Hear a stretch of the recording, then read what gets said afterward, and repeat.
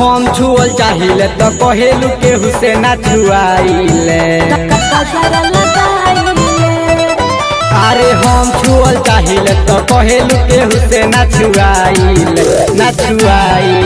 तो चौहान जी के लइका के खातिर खाली काजरा लगाइले। चौहान जी के लइका के खातिर खाली काजरा लगाइले। हई रंगादार हम केहू से ना बबी डराइले ना डराइले। तो चौहान जी के लइका के खातिर खाली काजरा लगाइले। चौहान जी के लइका के खातिर खाली काजरा लगाइले। बुझला टीका कहलू काजरा लगाइले। काजरा लगाइले। चौहान जी के लइका के खातिर खाली काजरा लगाइले। हलका में ना लो हमारा के प्यार से तू आ जा हो। हम काल गोले नहीं धर जोने पाजा हो। धर जोने पाजा हो। अरे हलका में ना लो हमारा के प्यार से तू आ जा हो।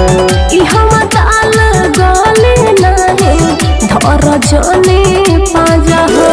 प्यार करी तुहारा से एही से गोरी समझाइले।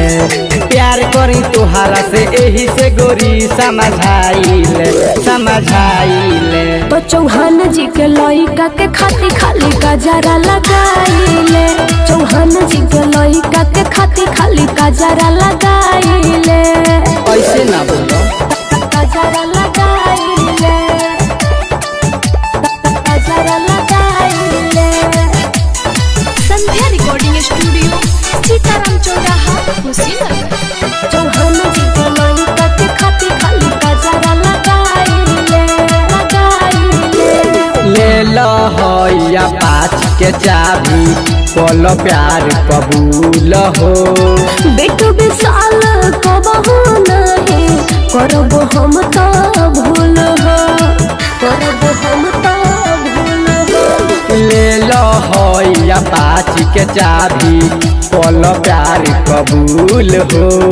बेटू विशाल कबहू नहीं करब हम तो भूल हो। अरे नाम हवे राहुल धन लिख दे मकुल हम बताइले। नाम हवे राहुल धन लिख दे मकुल हम बताइले हम बताइले। तो चौहान जी के लइका के खातिर खाली काजरा लगाइले। चौहान जी के लइका के खातिर खाली काजरा लगाइले।